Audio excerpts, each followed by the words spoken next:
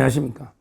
이번 동영상은 이재명과 관련한 두 개의 재판인데, 먼저 이제 오늘 있었던 대장동 정진상 재판하고요. 그 다음에 내일 있을 대북 송금 준비 절차 재판, 두 가지 대선 이제 한번 진행 상황을 살펴보겠습니다.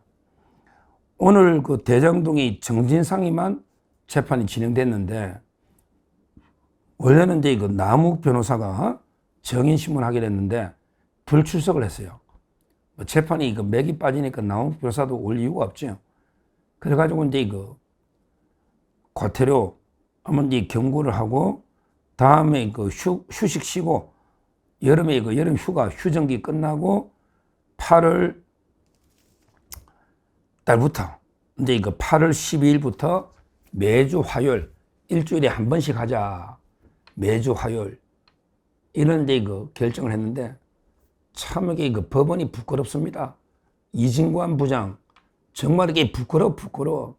그 재판 말로 하는데요. 선고도 못하고 이게 아무 쇼하는 재판에 할 필요가 있나요?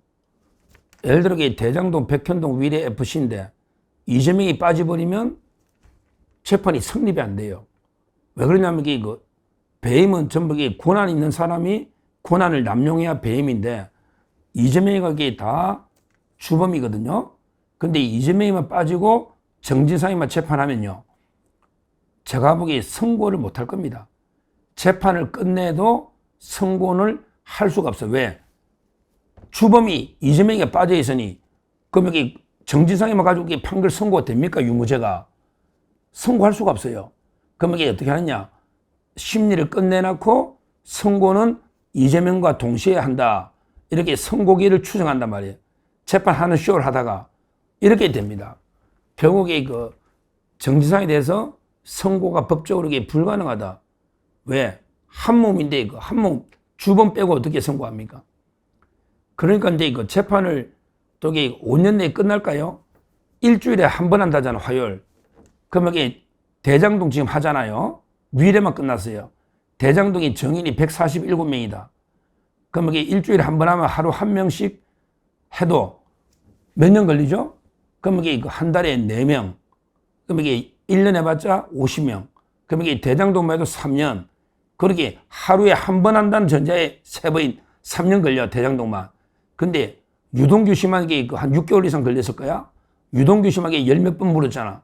그럼 남욱도 마찬가지, 정리학도 마찬가지고.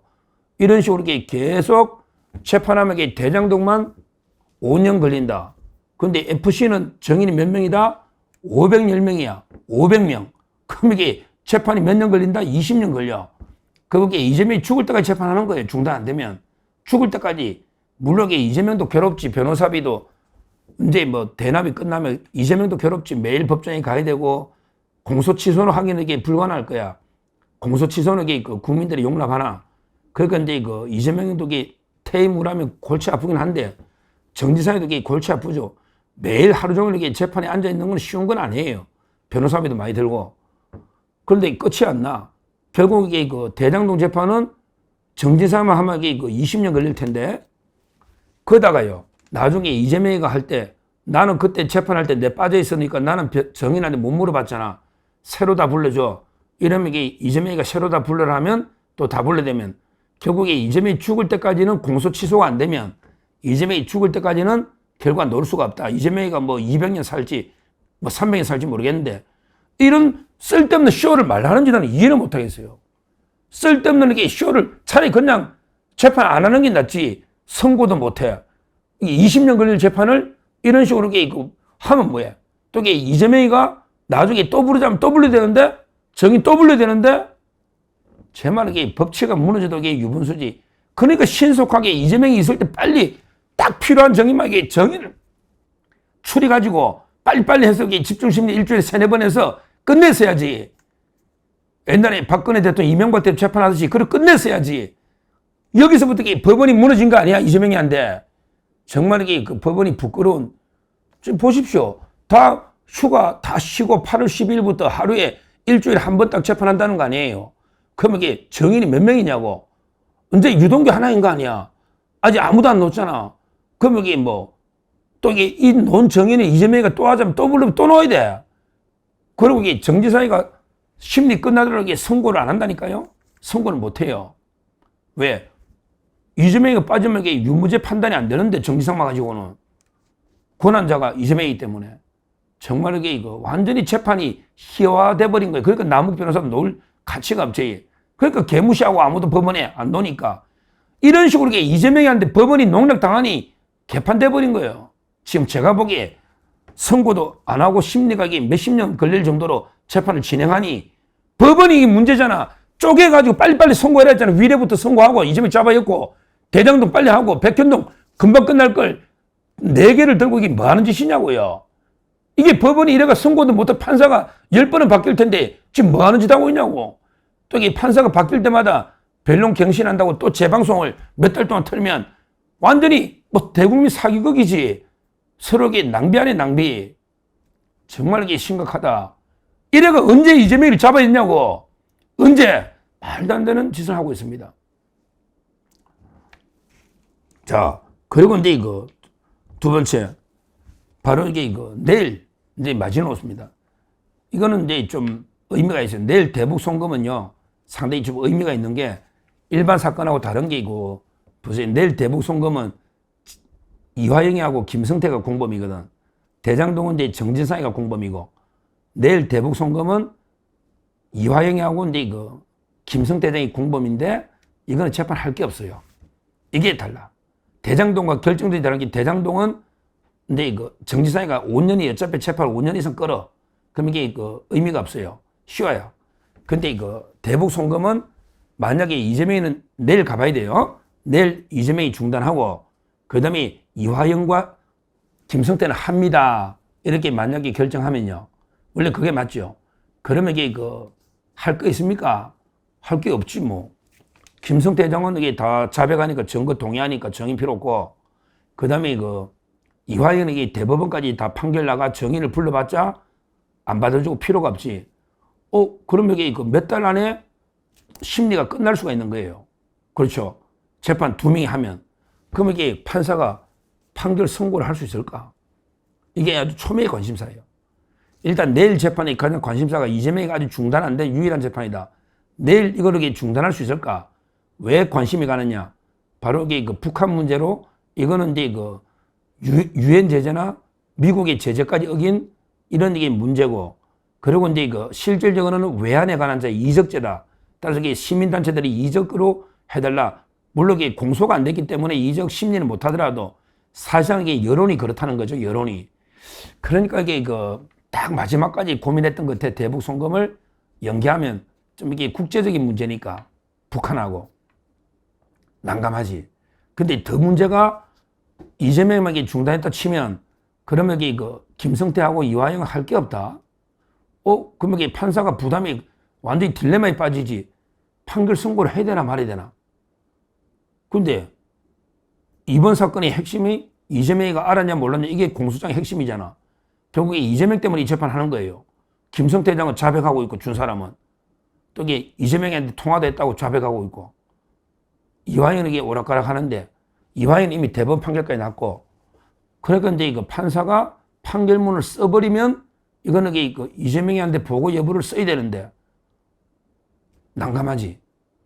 이재명이 심리 안 했는데 그러면 제 생각에 그냥 심리만 하고 이것도 판결 선고는 이재명 재판 이후에 사후 추정 이렇게 하면요. 이것도 말이 됩니까? 심리만 해놓고 판결문도 못 써. 판결문에 쓸 수가 없지. 이재명이가 이름이 들어가야 되니까. 그러면 이게 심리만 끝내고 판결문 작성은 뭐 5년 뒤로 10년 뒤로 미룹니다. 이러면 이게 법원이 이것 무슨 개망신입니까? 그럼 재판 말로 하느냐고. 판결 선고도 못할 거. 같이 하지. 그렇잖아요. 재판을 하는데 선고는 이재명과 나중에 같이 하기 때문에 추정한다면 이거야말로 국민을 우롱하는 거잖아. 차라리 모든 재판 다 중단해가 같이 선고하는 게 낫잖아요. 그렇잖아요. 그래서 판사가 여러 개 고민이 많을 끝에 정진상이는 뭐 쇼라도 하니까 정인이 뭐 한 5, 600명 되니까 그 세워라 내워라 그냥 내 임기만 나는 어차피 2년 뒤에 떠날 거 시간만 이제 쇼만 하면 되지만 그런 게 대북 송금은 판사가 송병호 판사가 실제 그 이재명만 중단시키는 것도 약간 다른 사건보다는 애매하고 사실은 다 끝났기 때문에. 근데 그게 이재명만 중단해가 2명만 심리하려니까 또 이게 선고를 2명만 먼저 해야 되나? 이것도 이게 거의 불가능하죠. 그러면 이게 3명 다 중단시켜야 되나? 그러면 이게 모든 대북 송금 재판이 올스탑 되는데 이것도 이게 근거가 없잖아. 왜냐하면 이게 이재명이는 뭐 말도 안 되지만 이게 헌법 84조도 있지만 그럼 이게 김성태하고 이화영은 뭐로 중단시키냐고. 난감하죠. 아마 이게 내일 아마 입장이 나올 거예요. 내일 준비 절차까지 하니까 이재명이 안 나오더라고. 그래서 내일 이게 과연 다 중단될까? 이재명만 중단될까? 또 이게 2명은 재판했는데 선고는 안 하고 이재명과 같이 할까? 3가지가 가능하잖아. 다시 한번 말씀드리면 3명 다 중단하는 거 하나. 그 다음에 이재명만 중단하고 2명은 심리해서 선고하는 거 하나. 그 다음에 2명만 심리하되 선고는 안 하고 이재명과 나중에 같이 하는 이 3가지 선택길에서 판사가 상당히 고민을 거듭하겠죠. 그게 부끄러우니까 그런 거예요. 결국에 원칙대로 다 재판해가 날리면 아무 문제 없는데 정말 이게 부끄러운. 따라서 내일이 초미의 관심사인데 그런 내일 제 결과를 보고 다시 한번 말씀드리고 하여튼 오늘 진행한 대장동 재판은 개판이 됐다.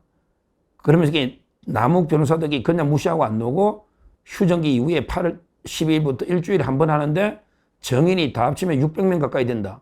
그러면 이게 뭐 심리가 되나? 또 심내도 선고가 어려움. 한마디로 산으로 가는 대장동 재판. 거기다가 이재명이 나중에 정인 또 부르자 하면 또 불러되는 말도 안 되는 코미디를 벌이고 있다. 이 말입니다. 대장동 재판은 자 이렇게 모니터 말씀드리고 오히려 차라리 10월 말에 김만배 씨나 유동규 씨 이 재판 선고가 더 관심이 가는 게 아닌가 이렇게 보고요.